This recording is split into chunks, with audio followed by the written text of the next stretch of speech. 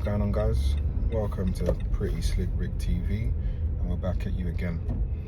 So, Conor Benn defeats Chris Eubank Junior, and it was, I'm not going to say it was a good fight, but it definitely showed a few things.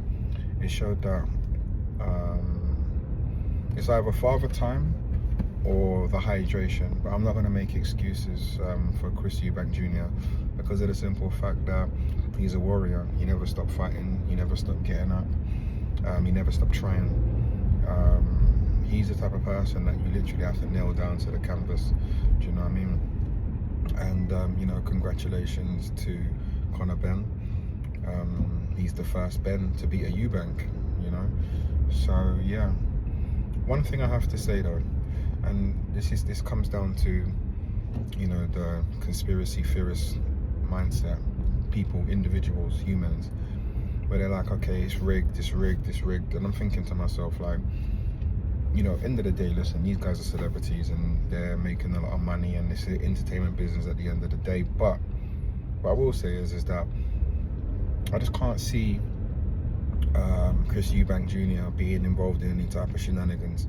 And I have to say that the way that he lost and the way that he was speaking after, you know, it's noble, and I have to tilt my hat and respect him.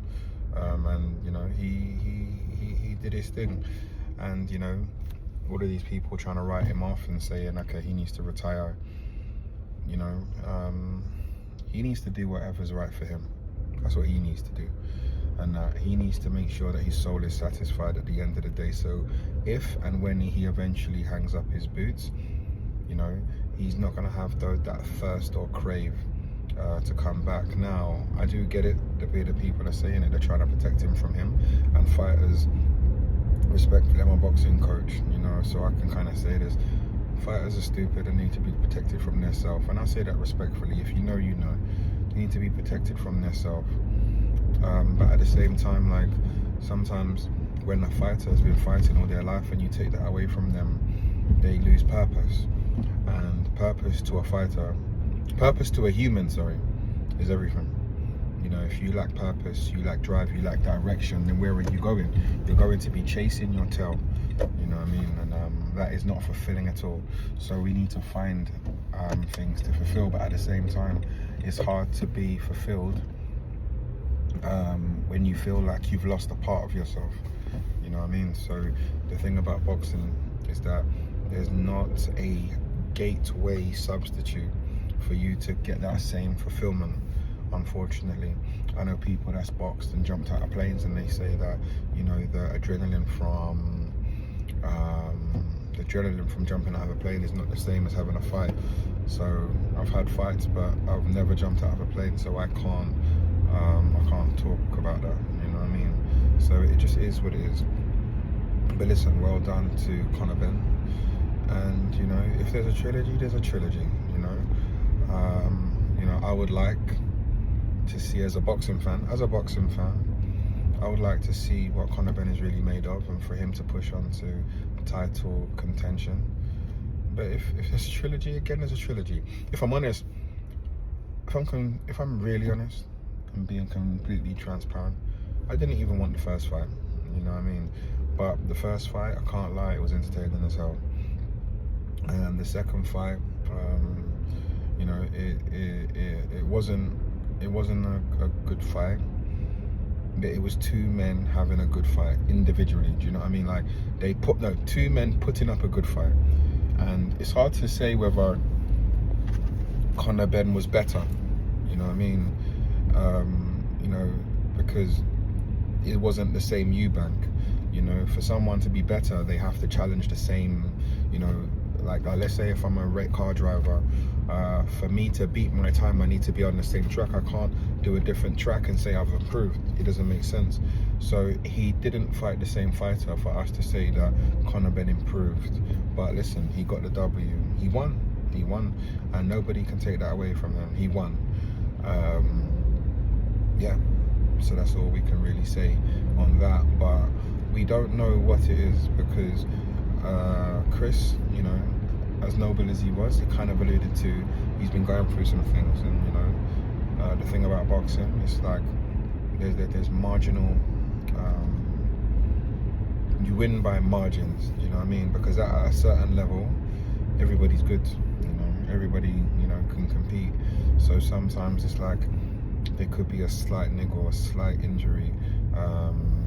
Someone's in your head a little bit.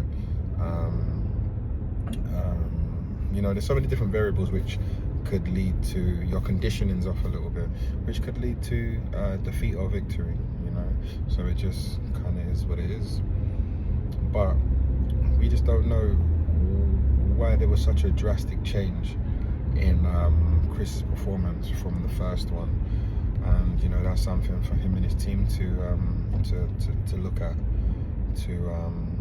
Yeah, that's something for them to investigate. And but I can't lie though, if Chris was to retire, as a boxing fan, I would miss him, you know what I mean? Because you know, you know what it is, I like Chris, I like him a lot, but his press conferences is like, he's almost the best, man. He's the best at press conferences. You know, you can see the mental chess he plays and stuff. So yeah, but listen, you know, they both put up a good fight. You know, they both made their family a lot of money. They both you know, secured their you know, financial stability for their parents. Chris is about to become a brand new parent as well. So yeah, it's amazing, and they've done it themselves, off of the back of their parents' names for sure, but they had to put in the graft. And you know, boxing, there's so much different you know, variables which makes you a good boxer, a good fighter, you know what I mean? But they definitely, based on the backgrounds that they both came from, it's quite rare to see people, you know, that's had privileged lives, and they said it themselves, you know, privileged life based on, you know, the stability that their parents put for them, have that same, you know, that grit, you know, that drive, that hunger, you know what I mean, to be good fighters. It's like, it's crazy, because what keeps them training, you know, what keeps them so dedicated and hard working, you know, and that, because a lot of people, is to change their family's life, but they came into the game with, you know, a certain amount of privilege. So it's quite fascinating that they put up such a good fight, and they got that grit, you know, that determination, and that, and they're warriors, you know. So I tilt my hat to them, man. I really tilt my hat to them. But yeah, Conor Benn defeats Chris Eubank Junior, and we'll see what's next for this chapter. Anyway, signing off. This is Rica. How do I forget my name? This is Ricardo Edwards from Pretty Slick Rick TV. Be sure to like, comment, subscribe. Give me your thoughts. If you watched the fight, how did you find it? What did you feel about Conor Benn's performance? What did you feel about Chris Eubank's performance? And yeah, peace.